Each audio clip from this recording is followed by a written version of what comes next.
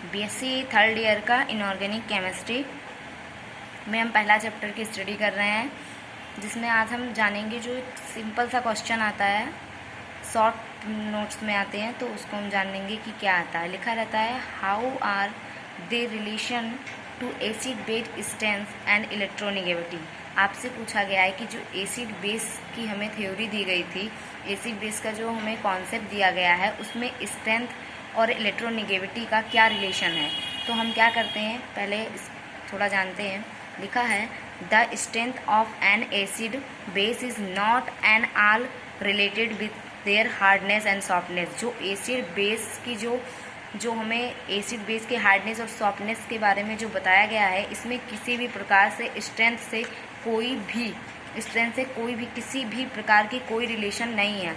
In this other word it is not necessarily from a strong acid to be a hard acid and weak acid to be soft acid. ऐसा हम नहीं कह सकते हैं कि जो हार्ड एसिड है वो स्ट्रॉन्ग एसिड होगा, यानी क्या कहें, जो स्ट्रॉन्ग एसिड है उसे हम हार्ड एसिड नहीं कह सकते, जो वीक एसिड है उसे हम सॉफ्ट एसिड नहीं कह सकते हैं।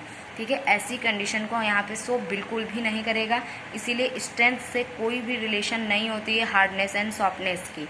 अब आते हैं, हम कुछ एग्जांपल जानते हैं। जैसे हमने देखा OH हमें पता है एंड फ्लोरीन भी हमें पता है, दोनों हार्ड बेस हैं। लेकिन क्या करें, अगर हम इसे स्ट्रेंथ के आधार पर अगर क्लासिफाइन करेंगे तो क्या हो जाएगा, जो हमारा OH है ये स्ट्रॉन्ग है, F है तो वीक है, तो क्या हो जाएगा, F हमारा सॉफ्ट बेस हो जाता और OH हमारा क्या हो जाता, हार्ड बेस हो जाता। लेकिन ऐसी स्ट्रेंथ नहीं शो कर रही है, OH और F दोनों ही हार्ड बेस हैं।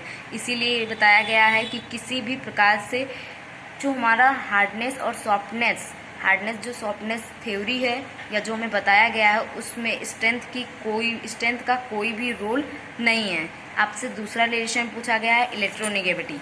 आपने अभी जो इसके पहले वाले में जब हमने पढ़ा था, तो उसमें हमने जाना था कि हार्डनेस और सॉफ्टनेस के बारे में हमने जाना, और फिर हमने ये भी जाना इलेक्ट्रोनेगेटिविटी कैसी होती है, किसको हार्ड एसिड कहते हैं, किसको सॉफ्ट एसिड कहते हैं, किसको हार्ड बेस कहते हैं, किसको सॉफ्ट बेस कहते हैं, इसके बारे में हमने जाना।